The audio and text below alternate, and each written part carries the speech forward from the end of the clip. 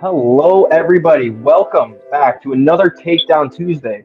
My name is Jay, or Jay Wrestle Talk, and I am here today with my fellow co-host CD. of this first segment, CD.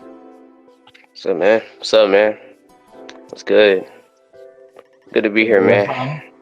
Good to see you. Then we obviously have Kyle, a member Up, of y'all? BOE, your Talks of Football, and sadly, we got the guy that I whooped 5-0 at Verbal Combat, Jaylen, who's here to talk some football with us as our first segment. The best for last. 5-0? What? Damn. Yeah, you got 5 minutes. That's besides the point. But We're I good. wanted to talk a first segment that I wanted to get onto about, before we start it. Let's get a rundown. First, we're going to talk about the Lions and Ravens. Talk about recap of what happened at that another potential game of the year for the NFL this year. And then proceeding, we will talk about and give our own opinions based on Wrestlepalooza and how much ESPN it failed really on this first PLE with WWE to deliver a very outstanding show. And then obviously, last but not least, myself using Eddie Guerrero in an open challenge because, well, after winning at Verbal Combat 5-0, being on a 2-win streak right now, sorry, CD, for bringing that up for your own sake, I wanted to issue an open challenge on this Takedown Tuesday. Anybody who wants some, you can come get some, like the GOAT John Cena would say. But proceeding from all that, let's get into the Lions and Ravens recap, which was an outstanding game yesterday. Um, Obviously, whoever wants to start it off first, go for it. I'll keep my thoughts for last. CD, if you want to start Well, us, if you want to start us off, CD. I'll CD, you kick. go I'll kick first. it off. I'll kick it off. So let me start by saying, funny enough, I didn't watch this game, but I saw a little bit of it on Red Zone and a little bit of it on highlights and stuff on YouTube. But from what I saw, the Ravens cannot catch a break at all. Like they just lose. They lost to the Bills week 1. We saw how that happened, and then they lose here.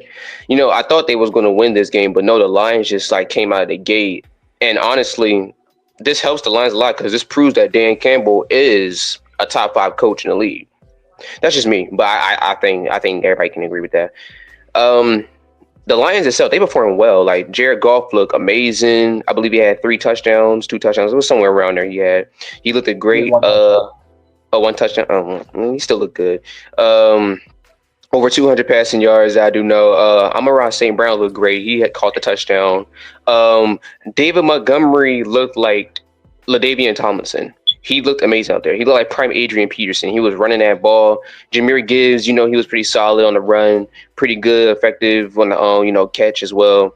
The Lions' offense was like really moving. They were really looking good. It was looking real fantastic. And for the Ravens, Lamar didn't even play bad, but Derrick Henry, that's probably like one of the most shocking things. Not only did he not go over 60 rushing yards, but this man had a force. I think he fumbled the ball. I believe he fumbled the ball, which I believe that's not good at all. That's not good. First of all, let's get that out the way. That's not good at all. You're a veteran and you gotta secure the ball when you're running it, but you couldn't do that. This is the second time he did that. He did it against the Bills and he did it against the Lions. So like, Derek, what is up? What's going on? Something is going on with Derrick Henry. He's not playing like his former self, and it's kind of scary going forward. Well, I would take it from there. I did like I watched most of the game, but I didn't get to catch the end. But like he was saying, I'm gonna start off with Derrick Henry because for the past three weeks he has allowed one fumble every single game, and like I don't know what's going on. Like CD said, he is a well-seasoned veteran. He's considered one of the greatest running backs of all time, and he's out here fumbling. Like that's unacceptable. And what is also unacceptable is the Ravens O line. How they let Lamar Jackson get sacked not 4 times, not 5 times, not even six, but 7 times. And that is very unacceptable. To the Detroit Lions, zero. Jared Goff got sacked 0 times. And also, I got the stats pulled up here. The Lions' fourth down efficiency was way better than the Ravens, and also like overall, like you said before, David Montgomery and Jamar Gibbs, they look like the greatest yin Jameer, and yang, the greatest duo running back ever. four Yeah. touchdown combined, 250 yards if I'm not mistaken, and also uh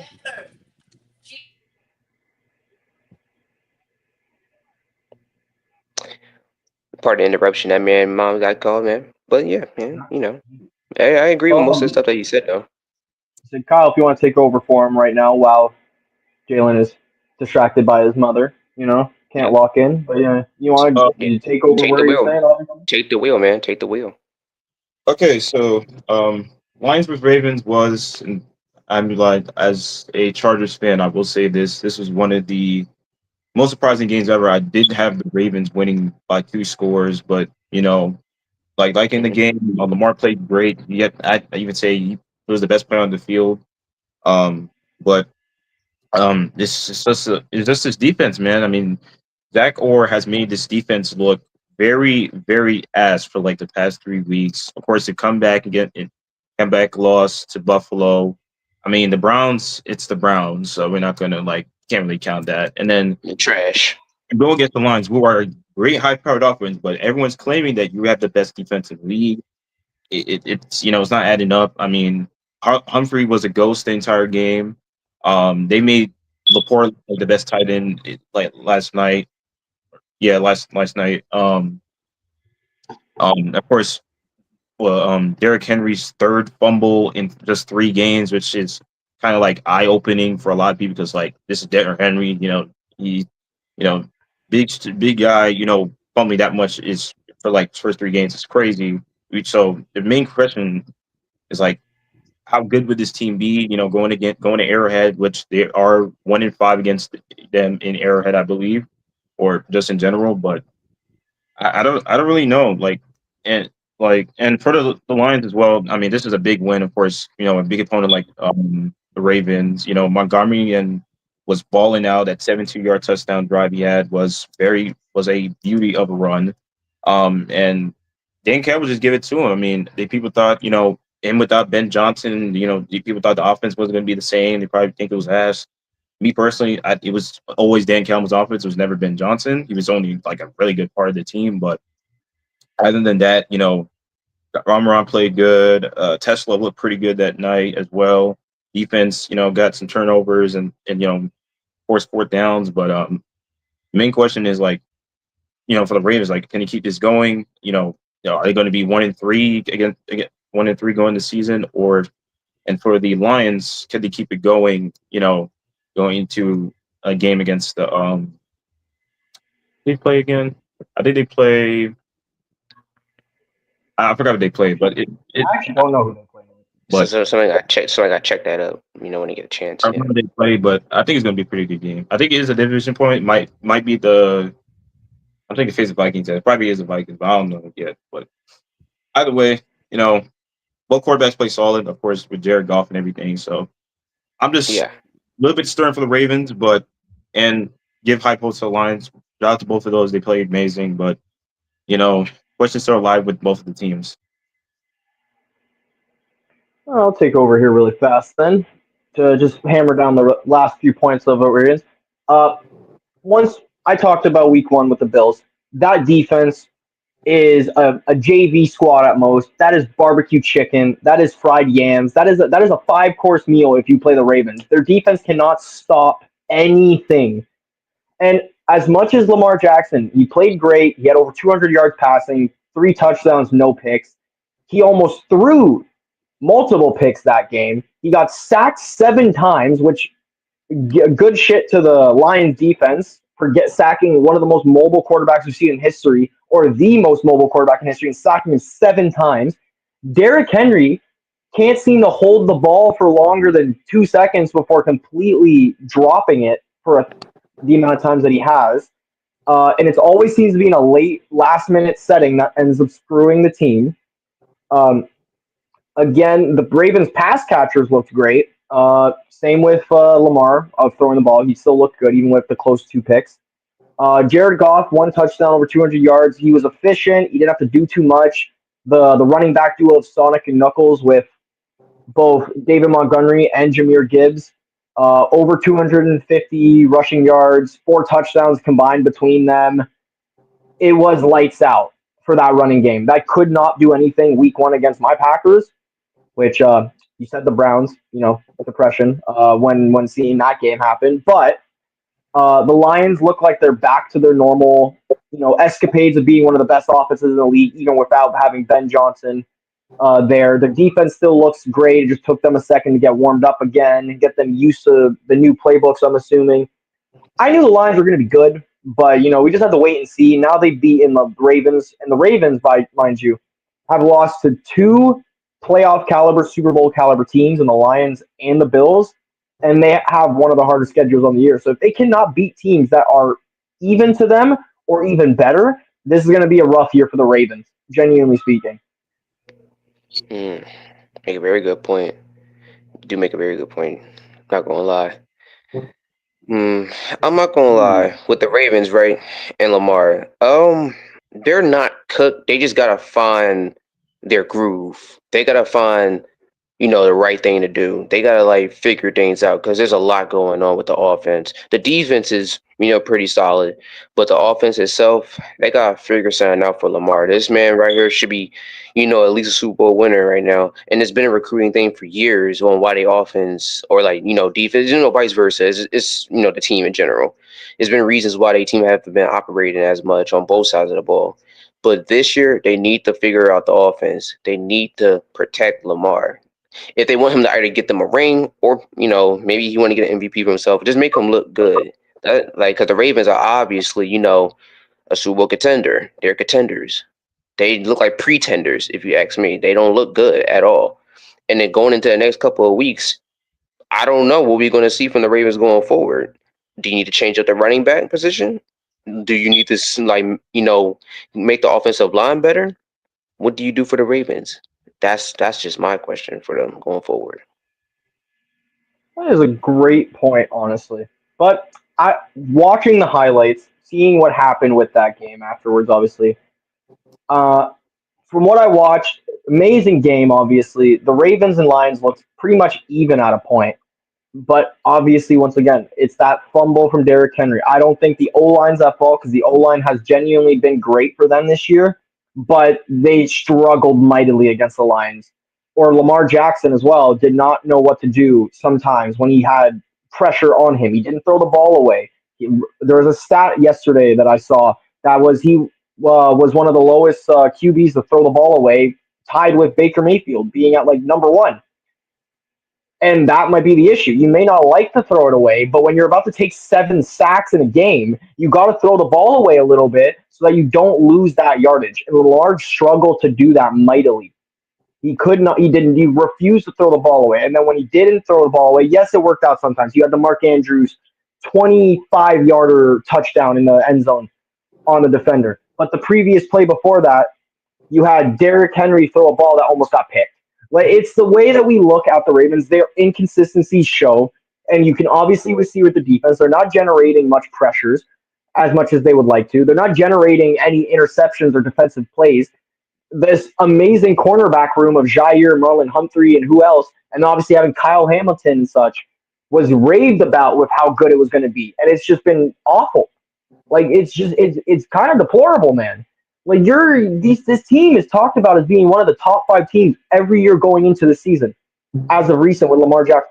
But they every time with this high-end talent that they have, they can never lock in and figure it out. They struggle mightily. It's not even the first time they struggle in the season. Mind you, this team, people say the Falcons are the choke artist of the thing, but this team confuses me because they continue choking winnable games consistently year by year by year, and we saw it in week 1. And then they had a chance to win this game. And they pissed it away, basically, with a Derrick Henry fumble. And then their offense, maybe they got a last-minute touchdown at the end, but it was garbage time by that point. They couldn't stop the run. They were the Packers from years ago. They can't stop the run for anything. The question is the Ravens the new Falcons? That's the new question. Absolutely. What do you got to say about that? I can't say all that. They're probably just another team. If we're talking NBA, we could compare this NBA, right? In my opinion, I would say this team is my favorite team, the Boston Celtics, before we won the ring. We've been consistent every year.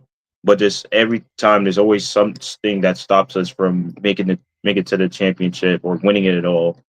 And every year is just like, oh, can they do it again? Who are they going to lose this time? So I don't really know if I can call them the new Falcons, but uh, I don't. Me personally, this is we haven't seen a team like this in like probably ever, right? Because there's not a team that you can really compare it to, like a team that's so consistent and has a good team year. But I don't. I get what you mean. I'll hold out on the Falcons comment for now, but like they need to shore up. The fact that they are 1-2, the Browns I'm pretty sure are 1-2. The Steelers are they 1-2 as well? This I think so-called that whole division, greatest yeah. the so-called greatest division in football are all 1-2. And yes, there's some injuries for some teams. The Browns are mid, but they somehow beat my team because my team didn't know how to show up on that Sunday, and it happens. We've seen it plenty of times. Trap games occur, but but with the Ravens, they've only beaten the Browns and they've lost to two amazing teams. Mm. They cannot beat a good team Somebody right said now. the Falcons are. Somebody said the Steelers are 2-1. So thank you for fact checking Oh, that. Thank you very much. thank you. So then the Steelers with Aaron Rodgers, as a Packers fan, love Aaron Rodgers, but 40 plus years old, and he's leading their division 2-1. But Hmm. Lamar Jackson in his prime, Joe Burrow, if he was still healthy, if the Bengals organization wasn't a failure to him, there would this wouldn't be a conversation. But of course, there's a Yeah. conversation because the fact is this division continues to do stupid shit, and then it proceeds to backfire on all of their teams in that division. Specifically, the Ravens, I noticed, continue to just backfire over and over and over again. And then you think, oh, they're going to finally, they got it all together this year. They look unstoppable. And then they lose again in the playoffs. And it's just like, how much more leniency can we give to a team when they consistently lose? Because we're doing the same thing with the Bills, but the Bills actually look great. So we don't get on them enough because of the fact that, yeah, they lost to the Chiefs so many times, but they look consistently good. They don't look trash. James Cook looks better than Derrick Henry, mind you. Like that's if you like it's insane to me. Like how much this team can get, talked about and talked about how great they are and how skilled that positions they are, but then they cannot put it together, and then people tend to overlook why they're doing bad. And it's not Lamar Jackson's fault. I'll say that now. The quarterback is not at fault for why their team cannot seem to win a game. Yeah. That's a good point. I was like, Jalen, you Uh, want to say something since you've been sitting there quietly the whole time? You got some words, buddy? Ravens Bears defense defense. does indeed look awful. Oh my gosh. Best division, but okay, all right. Okay, you know think the what? best division. I think the best division is um, AFC I North think it's or the NFC? I think it's the NFC North. Yeah, just because of the simple fact that the Bears. I know this is not about the topic, but well, the Lions are in the same division as the Bears, but the Bears look pretty solid with Caleb, and honestly, this might be a breakthrough year for them. The Vikings look well. The Vikings they look Like, ass. The mind you, every Packers, team in the North, yeah. 2-1, besides the Bears, and the Bears just gave BTA to the Cowboys. Like the NFC North is easily, in my opinion, the best division of football, and it's not close. Not anymore, at Yeah, least. Generally speaking. yeah, no, yeah, you're absolutely right. And I think going forward, like, I'll say the division is really hand in hand between the Packers and the Lions. And honestly, the way how the Lions look tonight, well, not tonight, but obviously, Monday. Um, I would like to say that maybe that division race is really going to be a tight one. I'm not gonna lie. I think it's gonna be pretty tight, and I think the Bears might throw they chips in and potentially be a contender in that division as well. But Can I answer a Jalen, you can go question in ahead. the comments? Somebody asked, "Is it okay to say that we're over with the Lamar Jackson and the Ravens?" I don't think so. Like, if you pay attention to the games, most of the time, I mean, he do hold on to the ball a lot and allow a lot of sacks, but most of the time, it's not his fault. It's mostly the people surrounded about him, the O line. Like I said earlier, before I had a miscommunication. Uh, they allowed 7 sacks. The defense, they every I don't know if y'all noticed this, but every like second half, they always lit up. And I mean, not but Derrick Henry, he can't hold on to the ball. Like I feel like it's just the first season, first We only been in 3 games and stuff, so like we can't be too quick to judge. But like, yeah, it's not to answer your question. No, I don't think we should give up on Lamar Jackson and the Ravens. And you know what? I respect it. But obviously, after talking about this game of the year contender and talking about the faults with both the Ravens, their division, and obviously talking about how much the Lions succeeded, let's move on to something that didn't really meet expectations this weekend, which was the first ESPN PLE for WWE Wrestlepalooza in Indianapolis. And my God, was that PLE a stinker? Holy, I love wrestling, but I can't even lie. That was a rough PLE, Mind if I take it from here? of course. But before you do that, welcome, Commissioner. How's it going? Good to have you. What's up, Babs? Well, thank you all. Thank you all. First off, everybody, welcome to Takedown Tuesday. I appreciate everybody being here. We're talking professional wrestling. We're talking sports. We have it all here every single Tuesday, episodically, 7:30 p.m. Eastern. Around this time, you will see us go live here on the FranchiZe Network and bring entertainment to you. Entertainment awaits when you come on the FranchiZe channel. Go ahead. You can take it away. Man, Wrestlepalooza. You know, going into this PLE, I was thinking to myself, like, this could potentially be a big thing. Boy, was we wrong. Well, I was wrong. But I'm going to be honest. Well, everybody was wrong because we all thought this was going to be big. First of all, Cena and Brock. First of all, that probably is the worst match of the night, in my opinion. That is the worst match of the night. They continuously disrespecting John Cena in this retirement tour, and I just don't like it. He's not my GOAT, but he is a GOAT. He's a legend. And the fact that they are doing this to a legend is just beyond me, and it's just so out of pocket. Cena deserves better, but luckily, we get the AJ Styles stuff. So, yeah, I digress on that. But Cena, they basically just ran back what they did in 2014 with SummerSlam. And honestly, I don't know why they did that. Like, because what does Brock do after this? Like, Brock just goes wherever, like, you know, what he's going to do. And then Cena just took the loss, which is like, and not to mention, he lost in front of all them children, too. Like, wow. Like, y'all let him lose in front of them kids. Like, wow. It basically was WrestleMania 39 all over again when he lost in front of the children with Austin Theory. You know, going on to the next match, was a tag team match with the Usos and the Bronze. Now, that match was it was solid. It was better than opener, I'll tell you that. I'll say Jey Uso, was bleeding and stuff like that. I think they had to cut the match short, in my opinion. I don't know if they was gonna finish it out, but no, it was pretty solid. It was a solid tag team match. The young guys went over, which was a real good thing, and I'm happy that they did that. Match of the night is up next, and Io versus Stephanie Valkyrie. And I just want to say that Io does not miss. Stephanie does not miss either. Both of them. First off, let's clap it up for them, because first of all, they put on a classic out there. I just want to say that they did fantastic. This shows why the women has carried WWE this whole entire year, and it proves that. Io has been a gem. Oh, you can go ahead, man. Go ahead, man. Can I commentate on this match specifically? Oh yeah, sure. Go ahead. Go ahead, brother. Go ahead. What, you want to talk about the one who? You want to talk about Io Sky, the lady you Yes, disliked, but then I you want to got say BPA with? congratulations to Io Sky. I'm seeing, I'm finally seeing what y'all are seeing. About time. And Good. especially bro, the storytelling they did the following Monday. Congratulations to Io Sky. Congratulations to Stephanie Valkyrie. That I don't know, but that was a great match. I'm sorry Mm-hmm. for the disrespect on Io Sky. I got to give her flowers. That was a great match. That was an amazing match. And Mm-hmm. I feel like they did crown the rightful champion. I'm glad they crowned Stephanie Valkyrie, Yes. however you say her name. But I'm glad she is given the opportunity. She's been deserving, and she's not in the backstage doing pointless segments. How do you Yes. feel, Jayden? How I feel? Well, obviously, Cena and Brock, that match, waste of time. I honestly, I wasn't planning on watching that match just because of the fact of the opponent of Brock or the opponent of John Cena. I do not like at all as a person, but I watched anyways.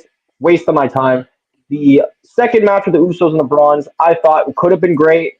wasn't that great. If adding LA Knight to the mix made it worse for me because it made no sense. Why are you building up that storyline with LA Knight right now when you could have worried about the Brawns and Usos? Annoying. Obviously, Stephanie Becker and Io Sky cooked, delivered, easily the best match of the night. Uh, I enjoyed it thoroughly. I was very glad that the match was as it was better than I expected because I've been a little harsher when it comes to Stephanie Becker than some people. The night edition was indeed dumb. But I mean, she really it kind of showed out in it this kind of added to match. the storyline. Kind of added to the story, low key. But she showed out. Io and her had an amazing match. It genuinely, the women have, as you said, CD, are the damn reason wrestling's been so good because they have been on fire. The men have been average. The women, they have better storylines, better matches, better implications with their stuff. That's what I'm saying right now. For the last few years, where wrestling's gotten huge again, the women have been the forefront of wrestling. Then moving on, Yes. we got the power couple of Seth freaking Rollins, mid, and Becky Lynch, who apparently is the GOAT. It's not just her saying it. You know, ESPN is saying it, Sports Illustrated, of course. But we Oh, had them go brother. against CM Punk, the supposed best in the world, and AJ Lee, who did not disappoint in her I quote unquote re-debut back into wrestling and WWE. Yeah, I mean maybe there's a little bit of ring rust, but her moves look smooth. It was great to see the Black Widow submission. The match, the way they held out with AJ Lee, the match was boring at first. The heels were playing their heel role great with Becky and Steph. I will give them that. That was, and then once AJ Lee got into the mix, her and Becky started cooking. They started adding more flair. I saw a stomp by AJ Lee to Seth Rollins. Bravo, and ends off with an AJ Lee win, which was with CM Punk, which was awesome. And then obviously the main event, a snooze fest, sadly, with Drew McIntyre and Cody Rhodes. I was thoroughly excited. I wanted Drew McIntyre to win, and then of course we get Cody the Cuckster Rhodes getting the W. Sadly, and adding to the fact that match was also super average at most. It shouldn't have been the main event. If you wanted a main event level match, you would have put the women or you would have put AJ Lee, CM Punk, and Seth Rollins and Becky Lynch because I would have accepted either one of those two matches as the main event compared to whatever they said Cody Rhodes and Drew McIntyre did. Honestly, Uh, it So should have been EO yeah, versus. I'm sorry.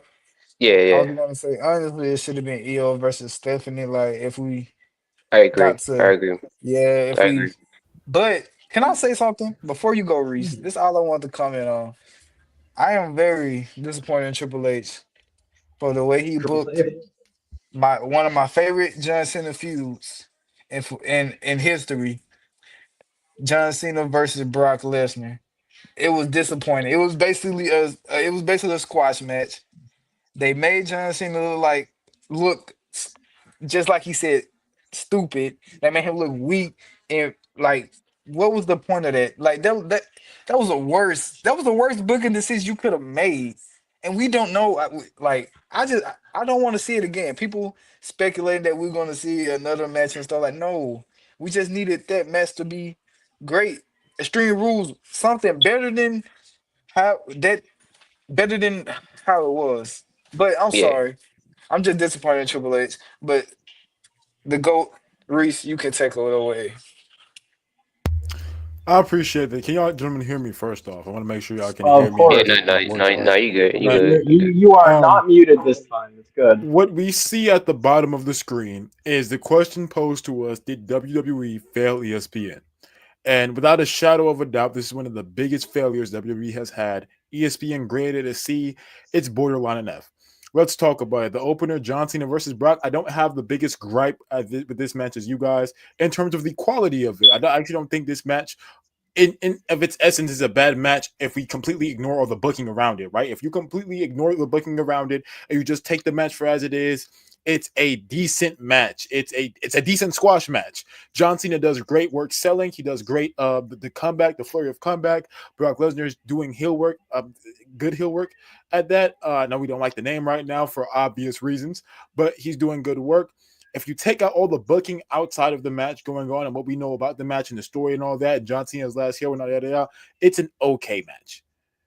The issue is that there is the booking. The issue is that we do know it's John Cena's last run in the company. The issue is that we understand the stuff that Brock Lesnar's got himself into. The issue is that John Cena only has 4 dates left. The issue is that somebody who ends up pinning John Cena at the end of their career is going to be pinning a weak John Cena. We don't want to repeat this cycle of the person can't get over because they're just beating up the old guy on his way out. That's exactly why Solo Sikoa didn't work. The reason why Solo Sikoa didn't work isn't because John Cena lacked the superstar power. That's obviously not true. It's because John Cena was already beat multiple times before this in dominating fashion. So when Solo Sikoa beats up an already weak John Cena, it's like, okay, you're just beating up the old guy who's about to retire in 2 years, which is exactly what happened. And Solo Sikoa gets no rep from it. So what happened with Austin Theory? Austin Theory just beats up by cheating, by the way. He can't do it clean by cheating, by the way. He beats up an old John Cena who's on his way out. What does Brock Lesnar do? Somebody who isn't young in their career, who isn't young at all, actually. Somebody who doesn't need this at all. He doesn't need a rub from John Cena. You're Brock Lesnar, right? And you shouldn't even be here, but that's besides the point. Now, Brock Lesnar beats John Cena for what? For John Cena to just look weak? You just had John Cena beat one of your younger superstars in Logan Paul. In kayfabe, that boosts him up a little bit. If you have him beat Brock Lesnar, now you build up John Cena as, okay, he's getting up there. So John Cena can come out there on his last match and go, I'm feeling the best that I've ever had in my career. He'll be lying, of course, but it would be in a way to where in kayfabe, John Cena's feeling good. He's off the cusp of a bunch of great wins. And the next guy who can come out there and can actually benefit from a rub from John Cena can go out there and steal the show. Instead, what you have done is you have nerfed Big Match John, and now he has to have a pointless feud with AJ Styles, despite them always being good in the ring with each other and having good chemistry. It's a pointless feud that comes up out of nowhere via satellite, to quote him. And now John Cena and AJ Styles are going to happen to get John Cena win back on the board, but it feels like a pity win because we just saw him get destroyed at Wrestlepalooza. It's ridiculous. And imagine this. Imagine this. If this is your first time watching a WWE event or the first time in a while, and you're like, you know what? I got the ESPN app. I usually use it to watch my basketball, my football, and things of that nature, to watch other sports programs. But guess what? It's been a minute since I've tuned into WWE, so I'm going to go ahead and give it a try. Oh, John Cena, somebody who I grew up, somebody who I've heard of. I know the superstar he is. Let me go see what he's talking about. Oh, he's facing Brock Lesnar. I know I'm familiar with the name Brock Lesnar. I understand what he does in UFC. I know he's relevant in WWE. So let me see what they're talking about. And I tune into that. I'm like, bro, is this John Cena guy even good? Is Brock like Brock Lesnar dude is not even entertaining. Like I see other guys do flips and stuff, and like you gotta think from the mind of somebody. It's their first time being introduced to this product. These guys aren't already the flashiest in the ring, and they're not bad by any means, at all. But they aren't the flashiest in the ring. What these two, the matches that these two have together, the best thing that happened inside these matches, I'm going to move on to the next match, is when they're pushing each other to their limits. Extreme Rules. Night of Champions. SummerSlam was good because of the booking around it. It doesn't have the same factor this time. John Cena is not a double champ. He's not a double champ coming off the cusp of beating almost a whole faction in the Authority. You're 40, he's 48 years old. So with that being said, John Cena, this heel run has been borderline wasted, and Triple H is acting like he didn't tell John Cena to send the tweet that he did earlier. I don't know, like, buddy, they didn't just break kayfabe in front of the entire internet, brother. Like, we know that you would text him to nobody when they're frustrated tweets, and maybe John Cena does, but tweets in full sentences on Twitter. Like maybe in messages when you're arguing with somebody, but like on Twitter, no. Like that's crazy. So it's John Cena to be fair. But let's move on, right? To me, almost the worst match of the night, the Braun Breaker, the Braun Brawns versus the Usos. Pointless spot fest, slow and horribly paced. The story in this match is non-existent.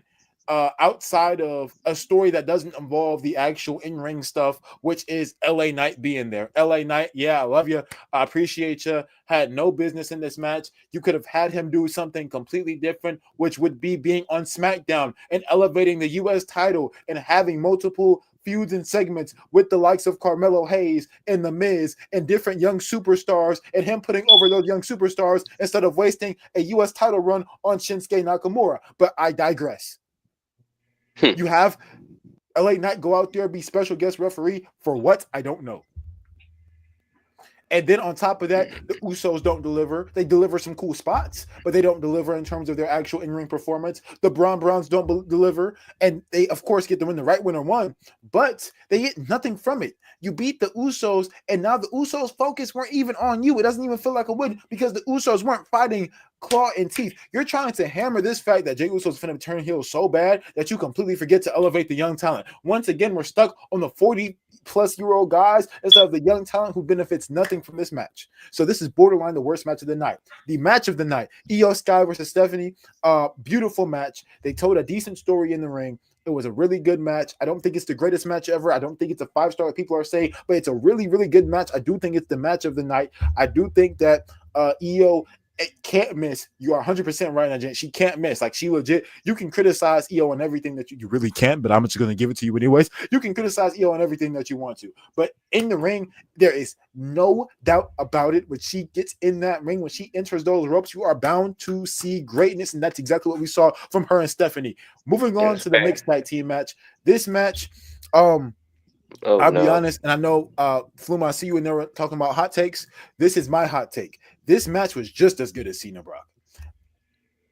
It's the same. A bunch of pointless stuff in between, like building up to the end. It gets good at the end, finally. And then the women aren't really the problem. It's really Seth and Punk that messed up this match for me. Like, oh, really? Seth did horrible in this match, by the way. I want to point this out, right? Seth did absolutely horrible in this match. He's doing bad work inside the ring. His selling wasn't good during this match. He's doing pointless moves. The skipping stuff was just like, oh my goodness, it was bad. Wait a minute. It was bad. Wait a minute. I didn't really have an issue with Punk because Punk is only fighting Seth Rollins. And if Seth Rollins is going to perform bad, of course, it's going to rub off on Punk. I do think AJ Lee you could tell there was a little ring rust, but Becky Lynch is good enough to where when they blend together, it's actually decent, right? And they definitely put it together at the end. I do think they both were kind of at the beginning. Everybody was kind of at the beginning. The match picked up at the end, which is the saving grace of this match. Becky and AJ got really good at the end of this match. They were kind of okay, whatever. Borderline bad at the beginning, but they did pick it up. AJ still improving. I love it. I love to see it. Becky is proving why she is one of them ones. Say what you want to say about her. I know people want to take one clip of the Widow. What's it called? The Widow, the AJ Lee submission move. Black Widow. Take one look at that, and then say Becky can't sell. No, Becky is great. She's doing great. Ash, I do agree. Like, Seth and Punk needs to end ASAP because they completely ruined this match. This match derailed, and I put it at like Cena Brock levels because they. For literally a majority of this match, it's Seth Rollins doing absolutely nothing. Bad spots, pointless kissing, talking for no reason in the middle of the match, skipping around and doing nothing. Then when you actually grapple up with Punk, it's not the best. You guys tell absolutely no story. There's no power struggle. There should be no reason why CM Punk and Becky Lynch are putting on a better performance one-on-one than you and CM Punk. There should be no reason why. But they did. When Punk and Becky were in the ring alone with each other, they were putting on a better match than CM Punk and Seth Rollins did. It's ridiculous. So we're going to have some conversations about Seth Rollins soon on this channel and about really where he ranks all time, especially when it comes to his in-the-ring performance. Because we're going to have some talks on that because, I mean, my goodness, this is a layup. You didn't have to do anything, and you still managed to make the match worse. It's ridiculous. I don't know. I don't know. I'm kind of just tired of this Steph and Punk feud. Like, it's I'm lame now. I'm tired of it. I really think it's on Rollins because Punk doesn't really have that many bad matches this year. Look, one of the comments in chat, the only decent match they had was the steel cage match, genuinely speaking. Everything else has been awful to mid. Like, they cannot seem to really put a good... So the Netflix episode, like, that match was as good? It was mid. I It was don't know. mid. It was That all right. that, that one wasn't the greatest for me It either. was all right. It was cool. It was all right. All I right, don't all know. It's right. still This a whole good thing with match them for two sure. And on then let's paper, move that on feud should be to crazy. I the feel worst like match of the night: Cody Rhodes and Drew I'm. McIntyre. Yeah. When we're talking about matches with no story inside them, when we're talking about matches that they are literally just doing moves for the sake of doing moves, I'm looking at Drew McIntyre and Cody Rhodes. Cody Rhodes botched like 3 moves in this match. Like, and half of them were his own moves. Like, these are moves that you made. Like imagine John Cena botching the AA. Like, like That's not the how same do you thing, bro. make the That's not the same thing, moves bro. and you do, like how do you make the move and you botch it? I don't get it. Like, is this like you didn't That's feel not the the move? same. Like, I don't get Reese, it. that's not the same thing, Right? bro. Drew That's not the same thing. McIntyre's in-ring He didn't make psychology the move. He stole it is probably. is not the best. He's not a good heel inside the ring, man. Like, he was good with Punk. I got no evidence outside of that, man. Like, we gotta have some combos about Drew, because this was the time to shine. You Only got combo we need to have about the Drew is North giving him the Star of the wrestling championship. division, quote unquote, as WWE tells us, the baby face. And you don't, and this is also because wrestlers don't. I'm glad you pointed this out. Wrestlers don't wrestle enough. I was just about to get into that. How many times have we seen the Cuckster wrestle this year? None. Barely. Well, not as much because the movie stuffs, but yeah, not enough. Okay, Like but you're not wrestling if you're not on the road. This is the issue with Triple H and what he does. Because what Triple H does is he wants to not be his father-in-law so bad, is that he's saying, hey, just take all the days off that you want to. And then he gets surprised and shocked, and his fat nose turns red when he realizes that his superstars are putting on bad matches. Hey, Triple Nose, maybe if you actually had them do their job, they wouldn't be out here performing horribly. They wouldn't be not wrestling. They wouldn't be botching up moves. Rhea Ripley, when she's coming back in the ring, Rhea's been lacking lately. You want to know why? Because Rhea wrestles 6 matches a year. You want to know why Seth freaking Rollins isn't who he was a few years ago, even if that was great, which we talk about later? Because he doesn't wrestle anymore. Why is the 48-year-old in blue t-shirts and a ball cap in front of me wrestling more than y'all? Wrestling. That's Oh, that's ridiculous. actually is crazy. No, that's insane. Now that you think about it, John Cena's wrestled more than I've seen Logan Paul wrestle more than Cody this year. It feels like Which is that's ridiculous. saying If something. you're going to wrestle, bro, we seen that. We're not gonna sit here and act like Cody Rhodes' schedule is super packed, y'all. Let's not do that. Because I know for a fact, all of us on this screen growing up, we saw John Cena in so much media, and then we saw him on Raw the same week. Sometimes we see him on Raw and SmackDown. I don't want to hear about your schedules, Pat, when you just got your first movie deal, buddy. I seen John Cena on everything growing up, so I don't want to hear that. I don't want to hear that your schedule's too full to wrestle. You're a liar. I mean, look at the wrestlers who have been able to wrestle consistently this year and have not had a bad match. Besides the Usos match, the Brawns have had great matches solo and together for the most part because they've been wrestling a ton. There's a reason why Penta's been doing so good. They are. Ray Phoenix, It's Sami repetitive, Zayn, but like yeah, it's not bad work. The Usos don't wrestle. They go out there and say yeet. So, like, I mean, the Yeet Bros. So I don't know. Like, yeah, when you don't wrestle, yes. So to answer this question fully, did WWE fail ESPN? You can answer this by just going down this card and looking at the big blob of disappointment that they called Wrestlepalooza. Triple H once again has disappointed its advertisers, its endorsements, its fans with a bunch of nothing. Because you don't have wrestlers wrestle and you can't write a good show. And with those two things combined, you don't get sports, you don't get entertainment, you don't get professional wrestling. What you get is a dumpster fire of a PLE that you paid money for to have on ESPN because you want to save your dying company. This was a bad first impression. I will admit that this was a very bad first impression for ESPN. But hopefully, and I hope they do recover with this crown jewel. Because if they don't, then I ain't gonna lie, just wrap it up. I ain't gonna lie, just wrap everything up. And I know it's early to say that since this is gonna be the second PLE, but if it's bad, wrap it up. That it's just simple as that. with everyone. WWE definitely they definitely did fail. They definitely did fail, and they need to lock in and pick this up immediately. Because if they don't, it's over. That's just word. That's just facts.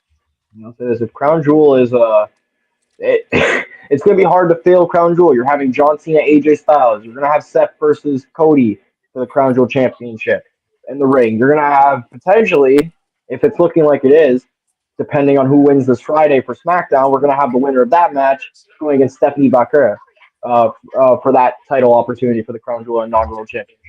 So there's a lot of good that could come out of this match, but the issue that or with this PLE, but the issue I'm having is that Triple Safe does not take risks. He takes risks he takes risks for the women. He takes risk in their matches. He does the crazy calls for the women's wrestlers, but the men just completely they're just safety. There's nothing courageous or risk taking wise with the men's wrestling. And I made this comment because I've seen this and it makes sense. When it comes to remember in 2019 when the men had all the risk being done for them, they had all the crazy storylines and they had all this big stuff, and then the women were shafted. It feels like it's swamped to where the women now are getting the risks. They are getting the bigger momentum swing when it comes to things. They're looked more upon as like great and amazing with really no complaints because they've been that good. Everything with them is very entertaining. Where the men, it seems like Triple Safe over here doesn't want to pull a trigger on a new star. He doesn't want to, like, we've seen Tiffany Stratton get built up. We've seen Lyra get built up. We've seen Stephanie Bakura get built up, and even Julia, even if it's in slightly. Out of the men, Braun Breaker, cool. You know what I mean? Like they aren't building up new stars for one half of their, the whole thing with wrestling. They only have one half that's looking up in trajectory, while the other one is going down because the stupid son-in-law, as CM Punk would say, cannot lock in and just do it for both like groups, and it makes no sense to me. It is not that hard. It shouldn't be this difficult, and I'm really hoping, for the love of everything holy, that Crown Jewel is as good as it's looking now. Because if it's not, ESPN, who called out how mid Wrestlepalooza was, mind you, there's gonna be some problems for them. They're gonna lose that deal if they keep serving up a platter full of cow manure in front of them. Because this is a joke. I'm not gonna lie, like going forward, like most of the PLEs this year that Triple H has done, it has either been like a hit or miss. I'm not gonna lie, it's really been hit or miss. But we've seen like the mid. It's more misses than like hits because obviously Mania was a miss. This PLE was a miss. Bad first impression. I would. We already know the hits. Like Evolution was a hit. Obviously, I would say. I would say the Rumble was a hit. In my opinion, I think it was a hit. CD, I don't mean to interrupt you, What's up? but What's up, man? you wanna know what I realized during all the hits that Triple H has had? What's Most of up? those got something to do with big returns. I don't know if you think about it like that. Big Well, returns, crazy well, heel well, turns, well, Yeah, it's well, crazy everything. heel well. turns. What? Oh, okay, all right. I see the point. I see your point. Bro, But what about this is backlash? what What Triple about H. This is backlash? what Triple H likes to do. Is Okay, he likes Backlash is the to, only one you'll get from me. and we're about to move on to our next segment here, our last segment of the night. But this is what Triple H likes to do. Triple H likes to completely ignore the men wrestling, and if the men do wrestle, it's going to be people who he doesn't plan on pushing anytime soon. Kieran And Cross. he just wants to capitalize with them off their star power, and he's going to just push the females to their mats because he understands that, they do good in the ring, so I'm gonna push them. It's weird, bro. Like, just have your wrestlers wrestle, and you wouldn't be having these situations of where you go out here and your men are stinking up the joint. Your females are hit or miss because Tiffany Stratton. Let's talk about some conversations. Ooh, there's some conversations to be made about that So, lady. Oh, you know what I'm She needs a saying? heel. She needs to turn Like heel. yes, Simple as that. there You might need to turn be heel. two good So women's matches on a card. We know Evolution was great, but when it's combined, might be have two or one good women's matches on the card. But that's yeah, not enough, bro. I Why are just you don't understand why they accepting don't turn mediocre? heel. Bro, if I shoot 1 for 4 from the field, 1 for 5 from the field, bro, I'm getting on the bench. Why are we aiming for mediocre? Triple H out here hitting Klay Thompson numbers 0 for 11 right now, just like saying. But then he points out, I got 3 rings, 4 rings. Like, bro, get the hell out of here. Well, Like, it's Jayden, I do brutal. want to say I thank you for well, first off, I want to thank everybody for coming in. Remember, Saturday Standoff is where you can catch more exclusive sports content. It's not just professional wrestling, not just football. We talk about basketball, MLB, all things of that nature. Saturday Standoff. If you look behind us, what you will see is oh wow, okay, of course it wants to go ahead and do that. That's fine. Look, Saturday Standoff is our episodic Saturday show where we talk about all types of sports. You just heard us talk about Wrestlepalooza and review it here on Takedown Tuesday. Let's talk about something that's not exclusive to Takedown Tuesday. Thursdays, you will see us have all types of debates, break down different wrestler rankings, break down different rankings of all time when it comes to NBA greats, to NFL greats, things of that nature. We're going to get into our wrestling catalog debating, where Jayden, CD, I appreciate you for joining us. First off, let's go ahead and thank CD for coming on here and stopping by and continuing to grow and develop here and continue to become great, distributing greatness to us every single time he steps on the camera. CD, we want to thank you personally. Thank you Appreciate for it, man. coming on Appreciate here it, and man. showing us what greatness Always a looks like pleasure. Always every a pleasure. single time you step on the camera. Jaylen, how are you feeling? You know, I don't know, man. I feel lost. I feel Wonder why. I feel like this the end for real. I feel Well, like my career. I just feel like don't worry, I'm me and you are going to have some conversations in the back to turn that frown upside down. But I'm gonna what we retire this have thing. here is we have Jayden. Oh, Now, Jayden, tonight, you're going to have an open challenge, and I'll let you speak to the people. What you have done is you have said that anybody who wants to go match for match with you, talking about the catalog of Eddie Guerrero. Jayden, I want you to explain your choice with Eddie Guerrero now. Like, how great do you think Eddie's catalog is?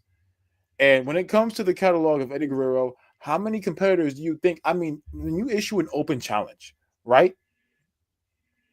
When you issue an open challenge, what you can do when you issue an open challenge, what you do right here is you say anybody with anybody can come out here and challenge me, and win or loss, lose or draw, I'm gonna be a man and I'm gonna go ahead and have this match.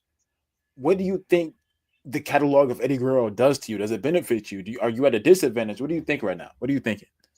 what thinking? Well, obviously, I wanted to issue this open challenge because last Takedown Tuesday we witnessed a fellow competitor on the show, Rocks, do an open challenge and fail his own open challenge. So, it got me thinking. Then I won my 5-0 against Jaylen at Verbal Combat. So, I'm rolling. Back-to-back Verbal Combats, taking W's, got a positive record now in the franchise network. So now, feeling that I'm feeling pretty good, feeling the confidence is up high. I've been wanting to use Eddie Guerrero for a while. He's got a great match catalog, one of the best in-ring wrestlers ever for wrestling, in my opinion. And he's gone too soon. RIP to Eddie, obviously. But now I'm very excited because I've been wanting to use his catalog for a while, and now that I can finally do this, calling out whoever wants to come go for a match against me, I am very confident with using Eddie Guerrero because his match card genuinely has a lot of great matches. He has matches of the year from those certain years that I pulled for his matches, and genuinely speaking, it's hard to beat him when it comes to his catalog. There's not very amount of wrestlers that can beat him when it comes to a catalog for match. So I'm intrigued by whoever wants to come up and accept this challenge can bring to the table and that are confident enough to, well, beat me All with right. Eddie Guerrero and end my Well, does winning streak. anybody back there feel the need to step up? I'll leave you to it, actually, Jay. Whoever wants to step up, I'm waiting for anybody. I am here to cause a little bit of a shakeup when it comes to this roster. And it seems like someone has picked to be my opponent. Rocks. Finally, Hello, Jayden. How are you doing today? pretty good. He finally grew a pairing to end this trilogy with me, being that we're 1-1 right now. For sure. Yeah, as a grown man, obviously I'm composed of accepting challenges, obviously. Um, you know, I've been receiving a lot of backlash of me losing frequently throughout the past 2 weeks or so. Right? Yeah, I've lost twice or whatever. And all of you love to talk like that means something, like I'm finished, like I'm exposed. But here's the truth: I don't lose because I'm weak. I lose because I take risks that nobody else has the guts to take. I lose because I face real threats and not handpick nobody's like fucking Jayden, right? Agreed. But enough of the past, right? I'm done proving myself to people who can't even lace my fucking boots. So now I'm looking ahead and I'm issuing an open challenge with you, Jayden. I'm not Jaylen. Say my name correctly. It's I'd rather say Jayden. Jayden. But anyways, Absolutely I'm not. issuing an open challenge to maybe anyone actually in the back with a spine and a death wish, right? Step up, Brother, are you Jayden, and hijacking get my open stepped on. challenge? I'm not here to redeem myself. I'm here to remind everyone why they've never should have doubted me in the first place, right? I am the MVP of this show. I am the workhorse of this show. And Jayden, not just Jayden, everybody's going to acknowledge that once I put your head through the fucking curb. Brother, you have your Do you legs hear open me? for every match Do you hear that me? comes in front of Do you. I you don't hear know me? what you're on about. I hear you, but it's And the man that I'm using is one Brian ear. Danielson. The man that I'm using is Brian Danielson.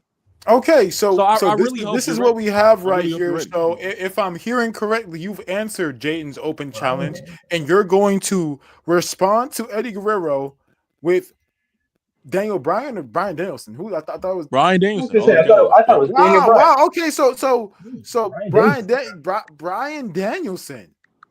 Hmm, Wow. interesting. Wow. So you're taking the whole catalog. That's what you're The whole doing. Right? catalog, yep. Wow. Hmm. Wow. If Okay. Eddie Guerrero was such an issue that you seem to have, Jayden, then I'm gonna give you an issue. What a So- move by Rox here, right? We know for all those who are wondering why we're confused, we heard Rox in the back earlier last week talk about how he's ready to fight somebody with the catalog of Daniel Bryan next, but instead he's choosing Brian Danielson. This is crazy. Jay was probably not expecting this, probably heard the names and wanted to scout out his opponents, but it has been set in stone. Unless Jayden chooses to back out here. Absolutely not. I do not run the fade. Or sorry, I do run the fade. I do not run away from a fade because one, I don't time myself out when I'm already down. I'll take a loss like a man. I ain't scared of a loss. I've lost before. I've won plenty of times now, and I'm not worried about a loss. Shit happens. Can't be too upset about it. But when I do say this, if you think I'm ever gonna run away or duck a fade, you got nothing coming. I ain't scared of no one. It don't matter if you know wrestling for 20 plus years or you know it for a year. I'm not scared to run the fade against anybody in a match for match because I am confident in my abilities to get a W. All right. Well, Jayden, since you're so confident of getting your W, how about we occur that and let's display what happens? Because if I go over you, that is embarrassing, knowing the fact that I'm the laughing stock of this damn show. Okay.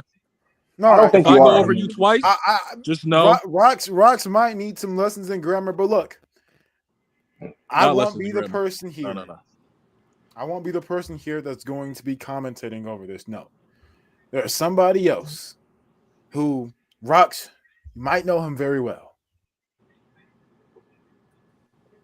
Oh, Hey, Okay. gentlemen, Okay. two All right. fellow men. I 5'0" and 5'2", and they're going at each other like crazy Okay. people. But I like this. This is gonna be a great match. Hey, Spree, how you Rox, doing? you have a lot to prove right now, Rox. I have a lot to prove. You have a lot to You're prove for correct. the back, man. And Well, you have I don't. you have I Brian have a lot to Danielson. prove to the audience and not BOE itself. So I'm good. So thank you for the handout. I'd rather But see you Reese on really commentary at the moment than you. I'm sorry. you really have a hand up right now against Jay, in my opinion. But Handout. if Okay. Jay does Hey, win, shit got switched on me, so it's time to lock in. it's gonna If be Jay looking does very, win, very then scary. there's something then that needs some form of improvement. That's obviously known, right? Oh, Um, so you're gonna Let, what? let, If you let's lose, you're get gonna this. blame the rest like you usually do, constantly. Enough talking. yeah, Let's get this Jayden, it's started. something about you that kind of like irks me. It's just that ever since I could continue losing, but just know that I will never be 0-5 in my records ever. Okay, I need you to You're understand that. right. You're right. I'll give you that. Everyone likes to bring up that whole 0-5 impromptu shit that I lost to Spree, and I agree. I did lose that, but again, you say that, but I also have a 5-0 sweep on a person. Do you have one? I'm just wondering. The same Do man that I you have have one? 5-1 against. I mean, it's not hard to overcome fucking Jaylen. I I'm mean, not it's saying it not is pretty hard. hard. I mean, All right, I is trust me. this I'm not saying it's all right? easy or not. But I'm saying I'm hearing a lot of nonsense from a Time guy out, Jayden. who Time out, Jayden. loses consistently. I don't want to interrupt you. You talking, but this is not an episode of Naruto. I don't know why we're acting like this is a bunch of filler going on. Let's get this match started. Spree, you know what to do. You've been in this position before. Let's go ahead and get these competitors going, man. All right, you heard the quote unquote boss. All right, Jay, rocks, heads or tails. I'll take tails. I'll go ahead then.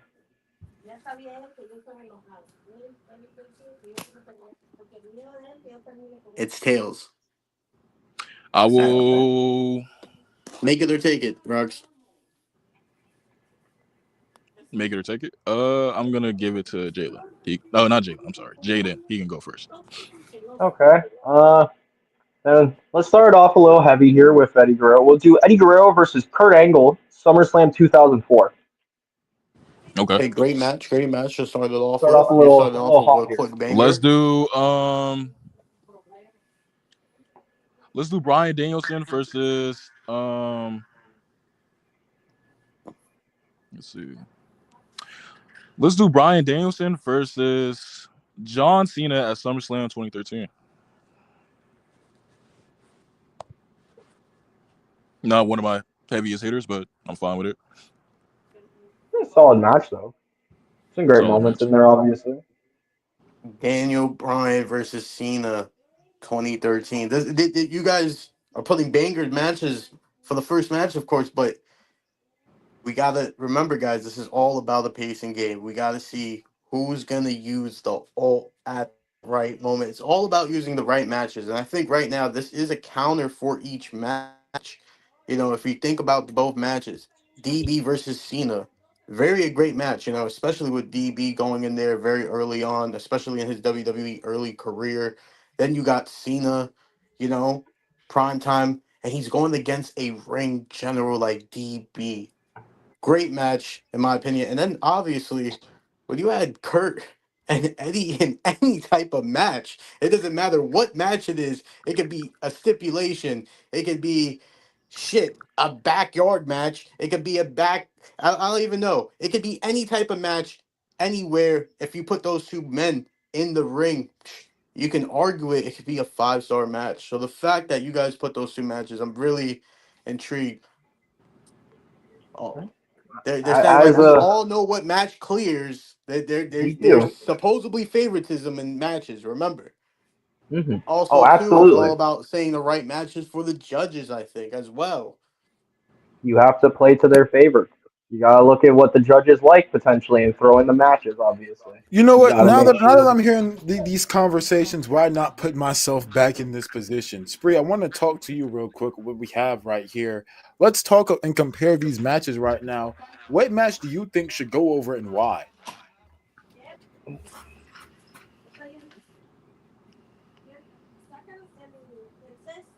Okay, good conversation, Spree. I appreciate it. Good, good, Um, great comment.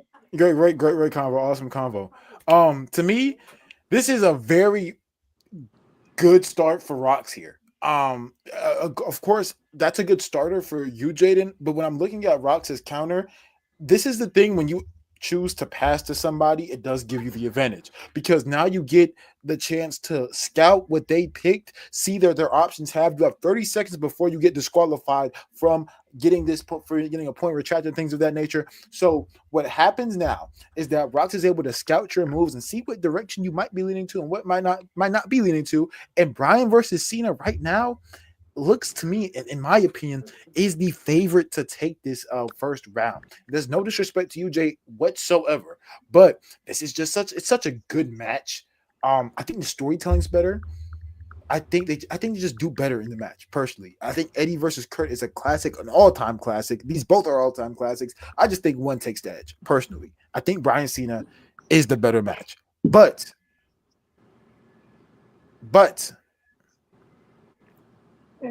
I can respect the saying, but I personally have to disagree with that statement of Daniel Bryan and Cena being the better match, obviously. But I can understand your point of view of that statement.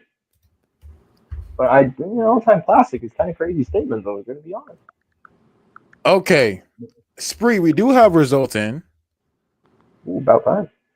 We do have results in. Match can't sniff Eddie Kurt is crazy. This Bryan Cena is an all-time classic. Let's not act like this isn't close. I think these are in the same ballpark. However, we do have a answer here. Spree, do you want to give him the answer that we have in the group that we have decided in the referee room? Oh, I love my partner here in commentary. It's amazing. Great. Honestly, if anything, you might just gotta let it rip here, Reese. And let me explain my reasoning on why I think Bryan Cena is better. I think the storytelling in the match is better. I think Cena's selling a lot better than Kurt is in that match. I think Daniel Bryan is Cena's not playing heel like it's clearly babyface versus babyface, but I think it's one of the best babyface versus babyface matches of all time. Like it's really good. Like it's really good. So Reese, to respond to your point right there, I totally agree with that statement for sure. One of the greatest babyface versus babyface matches to ever be displayed on WWE. I for sure agree. You would agree, since you picked the match, of course. Shocker. But, I'd hope you agree. We ought to be confident in these answers here. But because Spree's in here, I'm going to go ahead and announce the winner. The winner of this first round goes to Daniel Bryan. He's up 1-0. Okay. Interesting. To continue where I left off, we're gonna do Bryan Daniel. I don't like this take at all, by the way. But yeah, go ahead. Let's do Bryan Danielson versus Hangman Adam Page. Winner is coming 2021. Okay. That one was cool. That was a solid match. You said what PLE was it at? Winter is coming 2021 at AEW. Okay, that was a I only recall like a few people knowing that match, but I mean, great match. Well, then to retort that, I will go Eddie Guerrero versus Diamond Dallas Page for the WCW US title, and it was at Starrcade. I don't remember the year though, but that's the match I got. I really enjoyed that. I like that match. I like that match. That match was very good. Going back into Eddie's catalog, especially seeing the stuff he was doing in WCW, where pretty much every match he pretty much had was a banger. He was not missing. That was some of his best work. It, personally speaking, is better than his WWE work, in my opinion, even though he did have some all-time classics. But, I mean, that's Diamond Dallas Page right there. That man was underrated and underutilized. I like that DDP match a lot. The Bryan Danielson match is not too fine in my memory. I remember seeing part of it. I did. I do not remember it as well. But very all right. I love that DDP match. Obviously, of course, you're going to speak on why your match, you think the match you picked is better. But Rox, you want to explain your pick on why you chose to throw that out second? The reason why I chose this match is because I feel like this match, is one of a kind. I feel like, especially in AEW. This match is RVD, one of a kind. This match is very underutilized when it comes to catalog. I feel like in Bryan's catalog, very overlooked when it comes to Bryan's catalog as well. If people need to rewatch that match because it's pretty long, right? 60-minute draw, right? but it's also worth it. It's it's an all-time match for Brian, for sure. Later in his career, surprisingly, at like 45, 46, 47. Amazing performance from him during that age. Yeah, that's the reason why I picked that match. But I'm not too fond. Maybe not too fond. I'm too fond of Jayden's pick because that DDP match I've seen is pretty decent. But Oh, that's how I feel about your pick. I feel like out of all the AEW matches you could have picked for Bryan Danielson, that's just one of the weirder ones for me. But I mean, I can respect you well, picking that, there's obviously. a few people that don't like the Iron Man match. So That's fair though. But Reese, any words on our on our referee staff? Did they pick the winner yet? Dude, I can barely get my partner in crime here to stay on the screen for more than 5 seconds. But what we do have here is we have a lot of debating going on. Interesting, right? I thought there would be a lot more for the last one we had. But we do have a lot of debating going on within there. Of course, the referees, when we have this stuff, we want to make sure that we're figuring out why people are picking matches over the other. Is there anything that stands out with your pick, Jayden, that you feel like? Ooh, it's my pick. Honestly, it's been a minute. It's been a second since I've rewatched the match. But watching that match back, man, the last time I did, it was just very seamless transitions within the moves. There wasn't a lot of wasting of time in the middle of the match, which was nice. DDP and Eddie Guerrero had great in-ring chemistry.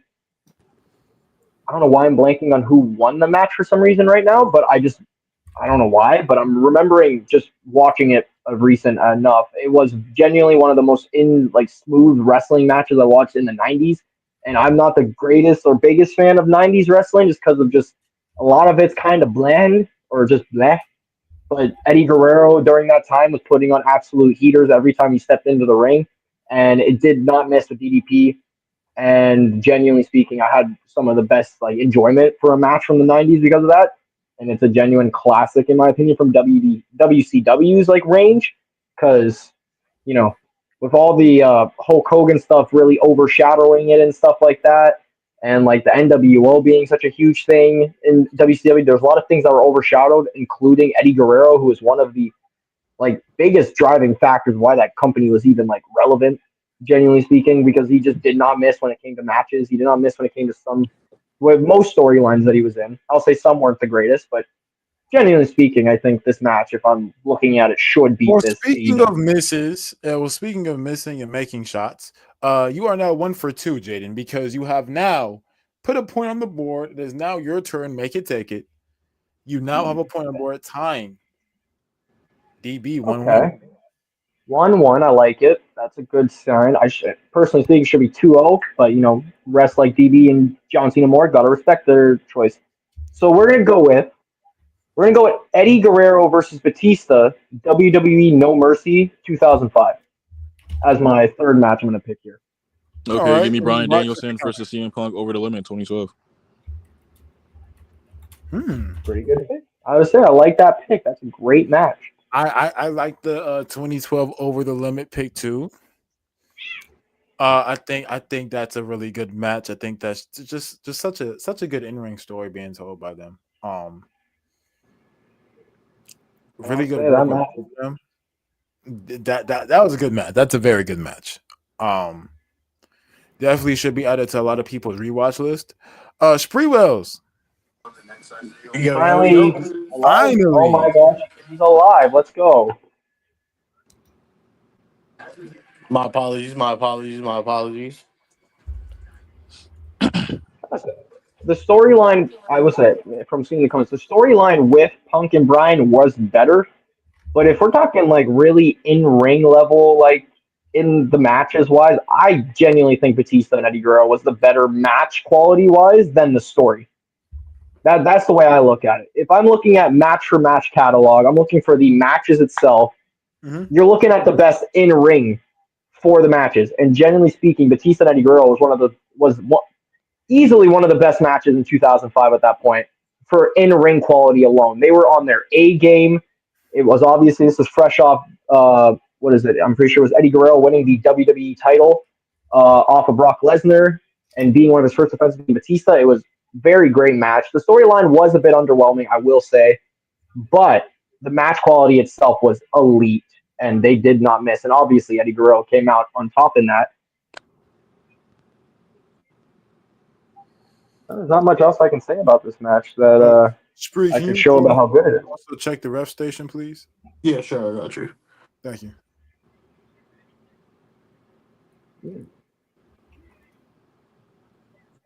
Ooh. Right now I'm just excited to see what the refs say. You know, it's been a pretty good match for match so far. This is good. This is good.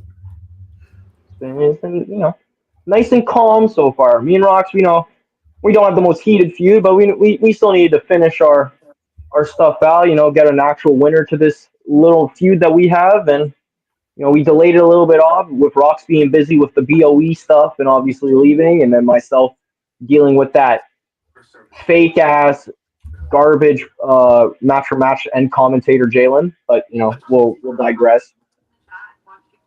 But you know, hopefully, rest have come to a great understanding of who wins this round. Obviously, because you know, I was shocked that there was a lot of debating from last round compared to the first one, which is a bit interesting to me.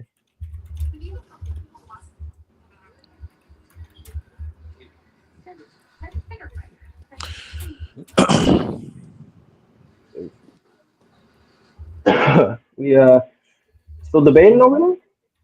Yeah, a little bit. Some bickering in the chat. Okay. Well, at least the rest are taking their time to really figure this out and stuff. I really do. That's more encouraging than them just making a decision right off the rip, for sure.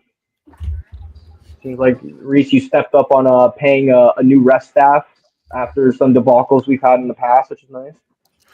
Yeah, but I don't know if you're gonna like where this budget went to. The point goes to Daniel Bryan. It's now 2-1.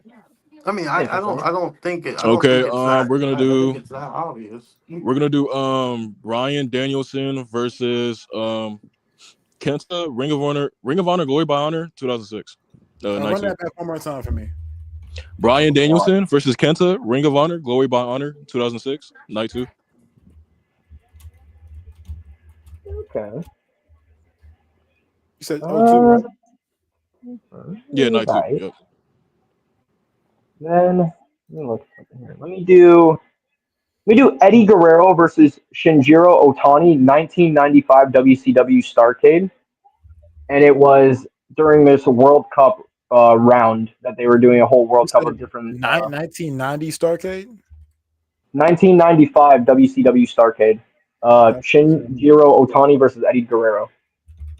One of the best in-ring matches I've seen ever from Eddie Guerrero, generally speaking. That one is such an underrated classic that people don't talk about much, and then you get people to watch and they're like, "Wow, that's amazing." So that's just the goal here. Some of the rest didn't see this earlier when I gave them my list, and you know, hopefully they watched it and they have some great thoughts about it. That's really the way I look at it right now. Okay. All right. So the votes are already in. Oh shit, that was fast. Not a lot of debating this time. Jayden, you are now down 3-1.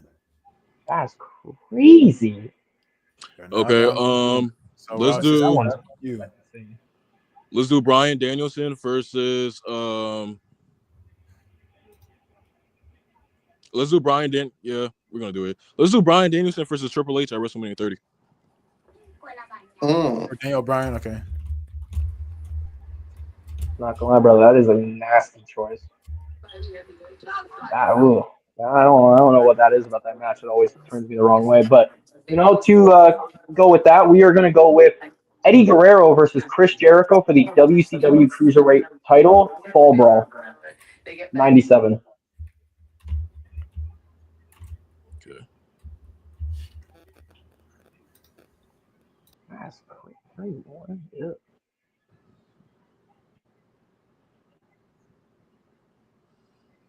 That's what but Why? okay, a bit.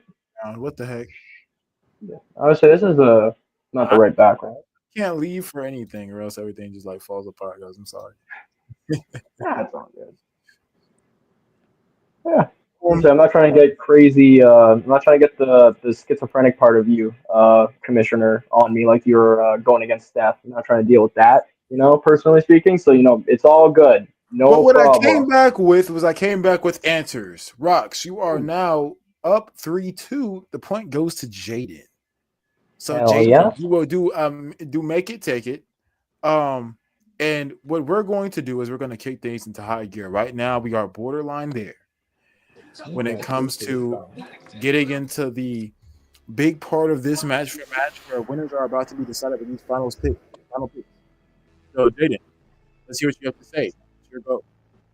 Okay. We are going to go with Eddie Guerrero versus Brock Lesnar at No Way Out 2004. Okay, give Obviously, me the Brian moment Danielson. itself was great.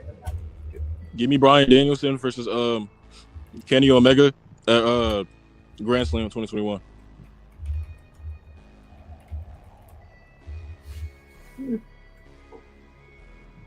Yeah, Brian Danielson versus Kenny Omega Grand Slam 2021. Okay. So now we have the refs, we got some conversing going on here. That's what I'm hearing backstage. So look, Rox, I want to start with you. You countered. So I want to know why you picked this match specifically to counter this match. Because there's another hitter that I need to worry about at this moment. So I mean, it's nothing much for me to do. I feel like it could have been the right call. I had another match laid out for me to say, but I'm gonna wait on that at the moment. So yeah. Well, Jayden, I would ask you what you think, but wait no more, Rox, because the results are in. Eddie takes this point. It's now 3-up. We have now tied it here on the Franchise Network. This is where we kick things into high gear because these next two picks really decide. Really, the next pick decides who wins this match for match. So, Jayden, going with you. What are you thinking? Okay. I've used a couple of my heavy hitters. I've tested out the waters a little bit early on. But we are going to go with Eddie Guerrero versus JBL, Judgment Day 2004. Another great match and great storyline to boot to go with. Some of the elite parts of the WWE run for Eddie Guerrero, at least that he had. Had to go in the pocket to find like the good ones from WWE. I actually had a way easier time with WCW finding stuff than I did with WWE, which is kind of depressing to say, but we just know which All right, way we're gonna do to counter that. We are going to do You got 30 seconds, Rox. Okay, thank you. I'm not gonna take my time and sit here and talk because we're gonna do Brian Danielson versus Nigel. Nigel McGuinness, Ring of Honor for the unified title in 2006. Solid match.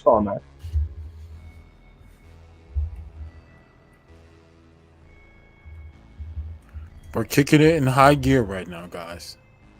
Honestly, this has been a good match for match. Honestly, me and Rox have only had matches that I won 5-3, he won 5-4, so it's always a great matchup between me and him.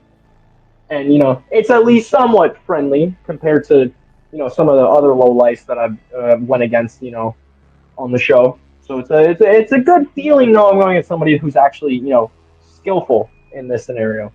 Well, skillful he is because Daniel Bryan has taken the point. It is now 4-3. And Rox, this is your chance to go ahead and end it here. And Jayden, this is a must win for you because this is your chance to go ahead and tie. Let's see what we're thinking right here, boys. Rox, go ahead. It's all you, Oos. Day one-ish. We're gonna do Brian Danielson versus Zack Sabre Jr. Wrestle Dream 2023. That's an amazing match for in-ring wise. But sadly, I'm going to have to pull the trigger on this match. We're going to do Eddie Guerrero versus Rey Mysterio at WCW Halloween Havoc 97. Got to use it. Got to keep this alive. Whether or not I lose or not, I'm not losing 5-3. That's for damn sure. Okay, well, Jayden has made his point clear.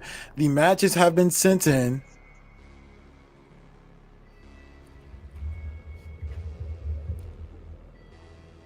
I refuse to go down or give up and quit while I'm at least still in the chance of winning. I refuse to duck from this fade, so obviously I got to go with Eddie Guerrero and Ray. Easily one of the best matches I've ever seen in my life. So I just really hope the refs don't, think the opposite here, because genuinely speaking, that is one of the best matches ever in wrestling history, in my opinion. Genuinely speaking, and it's hard to top that match in a lot of scenarios where you put a match for match up against to it.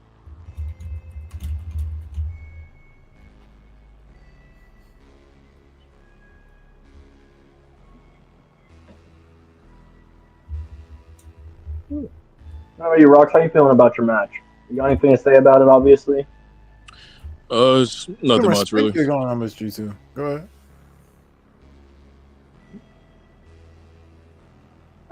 I like that Zack Sabre match, but I don't think it holds a candle close to Ray and Eddie. Genuinely speaking, it's just really hard for a match to really pass.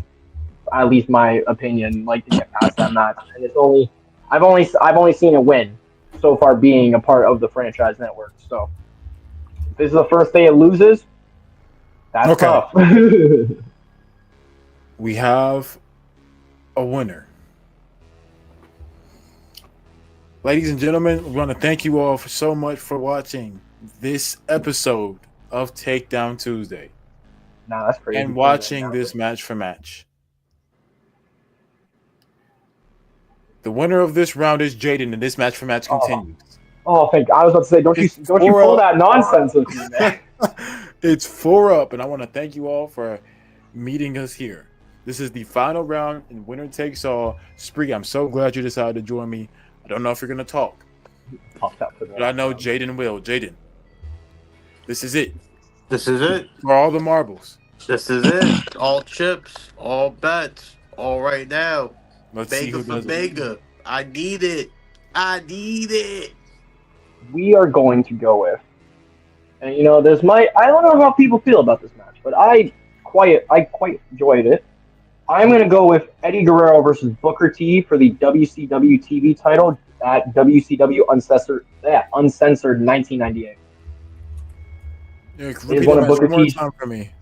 No problem. Eddie Guerrero versus Booker T at WCW Uncensored. Holy shit, 1998. So it's Booker T's best match in my opinion. Okay, we're gonna do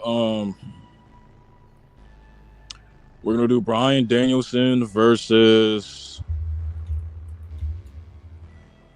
I pray to God people know the match. We're gonna do Bryan. He's taking it on, hoping people we're gonna do it. We're gonna do Bryan versus Takashi Morishima, Manhattan Mayhem 2, August 25, 2007. You said I've never heard of Bryan Danielson versus who again? You broke up. I said Bryan Danielson versus Takashi Morishima, Manhattan Mayhem 2 in 2007. I've never seen or heard of that match ever. That's a niche pick, brother. You are banking your whole salary on if the refs know this, which is really worrisome for you because we've seen how I've pulled matches that people didn't know and it didn't work out for me. So you've done that. That's why you. What was the PLE again? For Manhattan Mayhem 2 in 2007.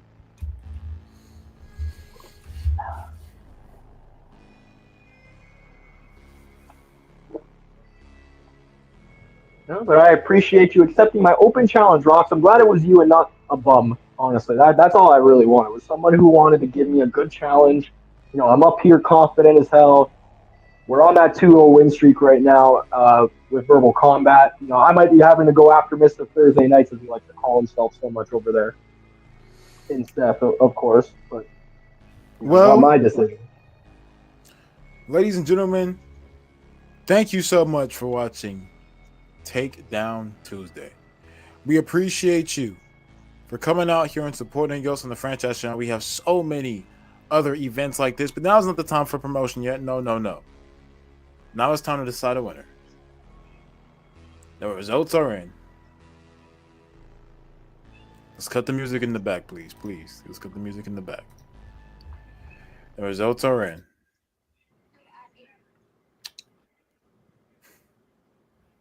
The winner of this match is Rocks. You have won again here on the Damn. franchise channel. That is depressing. I've never seen that match, so damn. That's crazy. Um, Hey, man. once again, I stated what I wanted to do before this match, took place. I'm here to prove a point. I'm not here to redeem myself. I'm here to prove the fact that I am the workhorse of this franchise. I am the MVP of this show, and I am the most reliable man on this show. Anytime, any place, anywhere, even me, receiving a spinal injury, spinal surgery. I'm sorry, spinal surgery. I'm always gonna be here. Once again, Jayden, if you ever like to, do another match for match, I'm here for it, brother. I'd love to, man, because you know what? We've always had close I don't matches so care. I'm far. leaving. I don't care. But I'm leaving. I don't oh, care. you're I'm leaving? leaving. Oh, Nah, shut up. You lost. Yeah, you thought it was gonna be friendly? Nah. Nah, you weren't friendly with me. The last previous matches that we had, so it doesn't make sense for me to be friendly with you. So I mean, once again, I'm here to prove a point. And the next man that I choose, that I have that I issue an open challenge with, is Steph. Steph, I have so many issues with you to the point where it's making me it's blogging my mind. I feel like it's troubling my mind that I lost to you twice. And I feel like to, come back, I need to issue an open challenge with you as well. In a friendly battle, yes. But anyways, Jayden, I don't care what you have to say, because I've seen the energy that you gave to me before the match even took place, telling me that, oh, you're just gonna lose again. No, okay. Had to put an end to your little 5-0, buddy. All right, he's just talking. So thank you guys so much for watching the Franchise Network. I appreciate you guys so much for coming out here and supporting us and what we do. Y'all saw what we bring to the table here tonight, and it's going to continue to elevate more and more and more as we continue to grow here on the Franchise Network. Entertainment awaits. There's so many things that we will have coming towards you. Make sure you guys follow us on Instagram. Please follow us on Instagram at Franchise Sports on Instagram. You will see all our updates and things of that nature. Thank you guys so much for watching this episode, this version of Takedown Tuesday. We appreciate you guys. Everybody in the comment section, thank you guys so much for coming out here and supporting everybody. Steph, stop saying my name. Thank you guys so much for coming out here and supporting. We appreciate you. We love you guys. And tune in next time for the next episode of Takedown Tuesday, next week, 7:30 Eastern. And also, next week, Verbal Combat. We're having so much new stuff on Verbal Combat, so be tuned into the Instagram. See all the updates there and things of that nature. Also, Saturday Standoff, where we do exclusively sports. So, we'll be waiting for you guys there. Thank you guys so much. We appreciate you. We love you guys. Thank you all so much.